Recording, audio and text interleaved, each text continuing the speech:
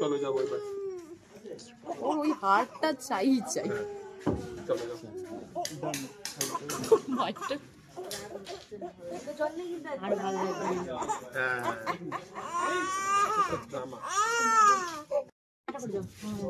ঘুমাবে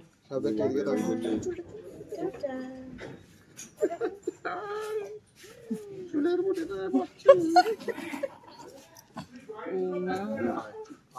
চল চলো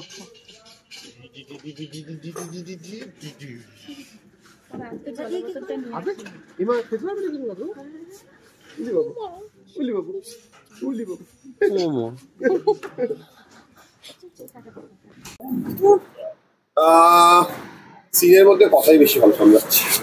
সিনের বাইরে যদি কোনো সময় এরকম ভাবে, সিনের বাইরে তো আমি সবসময়, আমি তো দুটো বাচ্চা সামলাই। সবে বলছেন সাহেব, তো তোমার তো এবার কাজটা আরো বেড়ে গেল।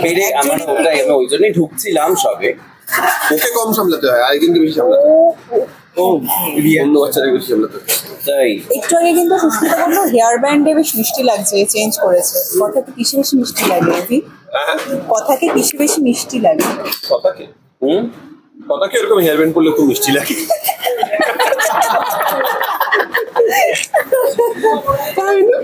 দেখো সবাই হাসছে তোমাকে দেখে, দেখো কি করছো তুমি। তোমার বলে বেশি শান্ত, প্রবলেম নেই ওর, খুব শান্ত, খুব ভালো অভিনয় করছো। সত্যি তাই, খুব ভালো অভিনয় করছো। খালি মাঝে মাঝে মাঝে বুম দেখছে, বুমটাকে ধরতে যাচ্ছে, কার কোলে বেশি শান্ত থাকছে দেখতেই পাচ্ছ। হচ্ছে না কিন্তু বিষয়টা জমছে না। তাহলে সুস্মিতার কোলে গেলে ঘুমিয়ে পড়ছে।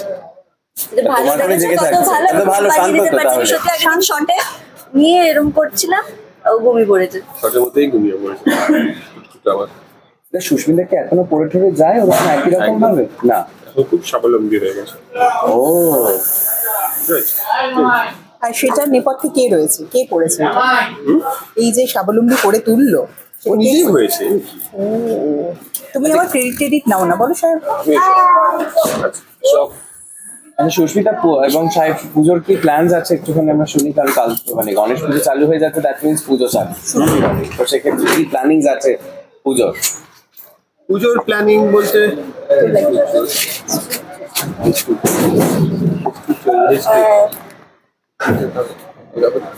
হ্যাঁ, পুজোর প্ল্যানিং বলতে আমাদের তো পুজোটা হচ্ছে বেসিক্যালি কাজের প্রাইম টাইম অ্যাকচুয়ালি। মানে সেই সময় আমাদের প্রচুর পুজোর মানে পরিক্রমা থাকে, উদ্বোধন থাকে, এবং সেটা একটা এমন একটা সময় যখন আর কি প্রচুর মানুষের সঙ্গে ইন্টারাকশন হয়। তো এই সারা বছর যে কাজটা আমরা করছি, সেই কাজটার মানুষের কতটা ভালো লাগছে তার একটা ফার্স্ট হ্যান্ড রিপোর্ট কার্ড আমরা হাতে পাই আর কি। তো সেই জন্য কি হয়েছে আজকে ওই সব কথা বলতে আমার মনে হয় কি বলতে দেওয়া উচিত। আরেকজনকে নিয়ে আসছে, আরেকজনকে নিয়ে আসছে। ঠান্ডা লেগেছে।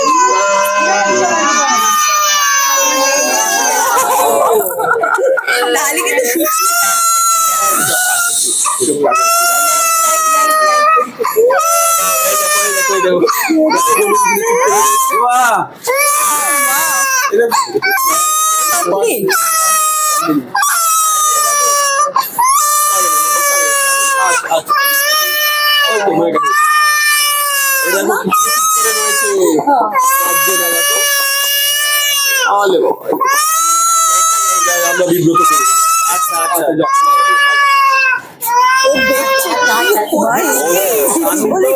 বোঝার চেষ্টা করছি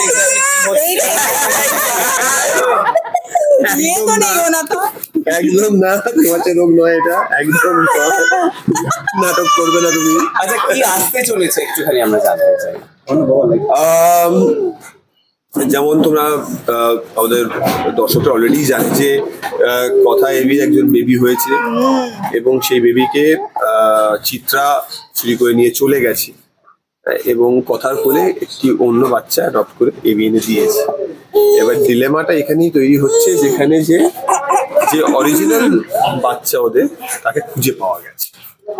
এইবার এর ফলে যেই একটা কনফিউশন তৈরি হচ্ছে, তাকে কি করে ওর কাছে ফিরিয়ে নিয়ে আসবে, নিয়ে আসলে পরে যাকে নিয়ে এসছে তাকে কি করবে, কথা কিভাবে রিয়াক্ট কথা করবে কিভাবে সত্যিটা রিয়াক্ট জেনে। করবে, এবং এই নিয়ে এই যে দুজনকে মানুষ করা নিয়ে একটা ও বাহ, বাহ দুর্দান্ত। হয়েছে, চলো। চুপ করে গেল।